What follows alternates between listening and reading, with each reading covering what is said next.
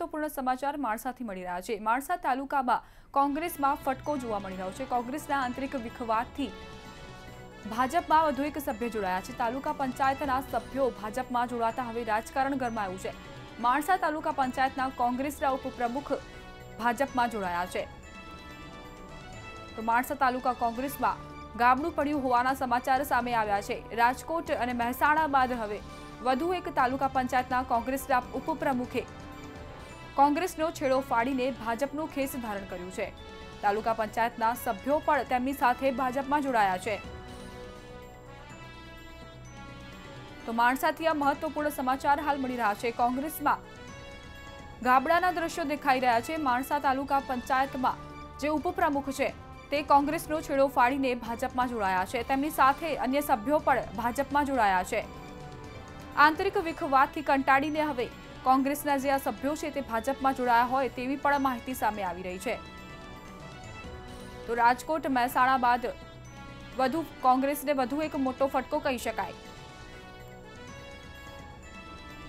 જો વાત કરવામાં આવે રાજકોટની તો એનએસયુઆઈના પ્રમુખે પણ આ પહેલા રાજીનામું આપીને ભાજપમાં જોડાયા હતા, જે બાદ મહેસાણાથી પણ એવા જ સમાચાર સામે આવ્યા હતા અને હવે માણસા તાલુકા પંચાયતના ઉપપ્રમુખે પણ કોંગ્રેસનો છેડો ફાડીને ભાજપમાં જોડાવાનો નિર્ણય કર્યો છે। આંતરિક વિખવાદ અને આંતરિક અસંતોષને કારણે કોંગ્રેસને છોડ્યો હોવાનો નિર્ણય કરવામાં આવ્યો છે। માણસા તાલુકા પંચાયતના કોંગ્રેસના ઉપપ્રમુખે આ નિર્ણય લીધો છે કે તેઓ ભાજપમાં જોડાશે। કોંગ્રેસના આંતરિક વિખવાદને પગલે હવે તેઓ ભાજપમાં જોડાયા છે।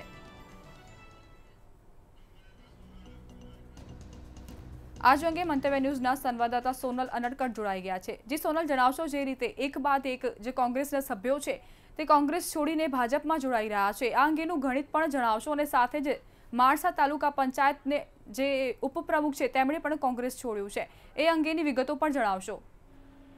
જી, અત્યારે કમલમ ખાતે છે ને, કમલમ પર હમણાં થોડી વાર પહેલા જ જે માણસાના કોંગ્રેસના જે આગેવાન છે 100 જેટલા આગેવાનો જે છે માણસા કોંગ્રેસના તેઓ જોડાયા છે ભાજપમાં। અને ખાસ કરીને જો વાત કરીએ તો અત્યારે જે લોકસભા ચૂંટણીનો જે સમય ચાલી રહ્યો છે, અત્યારે કોંગ્રેસના કાંગરા ખેરવવા માટે થઈને ભાજપ સક્રિય થયું છે અને ખાસ કરીને કોંગ્રેસની જો વાત કરીએ તો 26 લોકસભા બેઠકો જે છે તેમાં ચિત્ર સ્પષ્ટ છે કે 26 જે લોકસભા બેઠકો છે તે ભાજપના ખિસ્સામાં છે અને ભાજપ જે અત્યારે પ્રયત્ન કરી રહ્યો છે તે તેના બેઠકો પર લીડ વધારવાનો પ્રયાસ કરી રહ્યો છે। એ ઉલ્લેખનીય છે કે જે અત્યારે માણસામાંથી કોંગ્રેસનો જે કાંગરો ખેરવ્યો છે, આ જે 100 લોકો છે તે અત્યારે ભાજપમાં થોડી વાર પહેલા જ જોડાયા છે।